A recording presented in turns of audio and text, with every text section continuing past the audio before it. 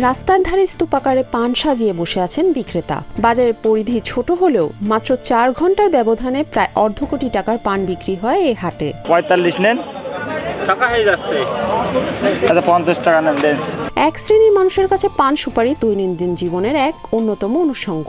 সেই প্রাচীনকাল থেকে এই পান সুপারি খাওয়ার প্রচলন চলে আসছে গ্রাম কিংবা শহরে। এমনকি শহরে আধুনিক বিয়ের আয়োজনেও ঐতিহ্য রক্ষায় রাখা হয় বাহারি সব পানের ডালা। তবে জেলাভেদে রয়েছে পানের বিশেষ কদর। যেমন যশোরের পান প্রেমীদের কাছে অন্যতম শীর্ষ চাহিদা সম্পন্ন এই জেলার পান। তবে ইদানিং এখানকার পান চাষিরা খুব বেশি ভালো নেই। উৎপাদন করতে যে ব্যয়টা হয় তার থেকে বাজার অনেক কম।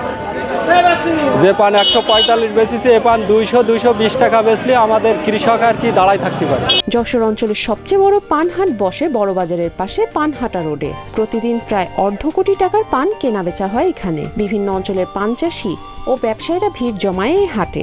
সপ্তাহে শনিবার এবং বুধবার সকাল 11টা থেকে দুপুর 2টা পর্যন্ত বসে এই হাট।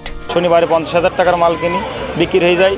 বুধবারের ভিতরে আবার বুধবারে কিনি 40-50,000 টাকার। আজকে বাজার অনেক ভালো। এক পান চাষি থেকে জানা যায় 1 বিঘা জমিতে পান চাষ করতে খরচ হয় প্রায় 4 লাখ টাকা এবং বিক্রি করে বছরে লাভ হয় প্রায় 1 লাখ টাকা। তিনি জানান 4 প্রকারের পান উৎপাদন হয় বাংলাদেশে: ঝাল পান, এলসি পান, ভাবনা পান ও পদ্ম ভাবনা পান। এর মধ্যে সবচেয়ে দামি পান হচ্ছে ঝাল পান। 5 কাঠা বরজ করতে 1 লাখ টাকা খরচ। এনেছি আছে কি ঝাড়া পান আনিছি 11.5 পন, আর মালদা ঝাড়া আনিছি আছে কি 18.5 পন, আর চাপিল আনিছি 8 পন। যদি বাজার কমে যায় তাহলে আমরা লস খাবো। দীর্ঘদিন ধরে এখান থেকে পান কিনে নিজ এলাকায় বিক্রি করেন মনিরামপুর, কেশবপুর, বেনাপোল, নাভারণ সহ বিভিন্ন এলাকার পান ব্যবসায়ীরা। আমি হাটের তো পান কিনে পান বেচতে কিনে আবার বিক্রি করি।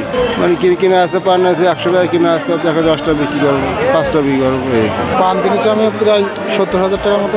পানকে অর্থকারী ফসল হিসেবে আখ্যায়িত করেছেন চাষিরা। কৃষকদের দাবি, বিদেশে পান রপ্তানি করে বৈদেশিক মুদ্রা অর্জন করা সম্ভব। এই ব্যাপারে ঊর্ধ্বতন কর্তৃপক্ষের হস্তক্ষেপ কামনা করেছেন প্রান্তিক চাষিরা। পান চাষিদের জন্য যদি একটু ক্ষুদ্র ঋণের সহায়তা আমরা পাই, তার জন্য আমি ঊর্ধ্বতন কর্তৃপক্ষের কাছে আবেদন রাখবো যাতে আমাদের এই চাষটার দিকে অন্তত লক্ষ্য রাখে।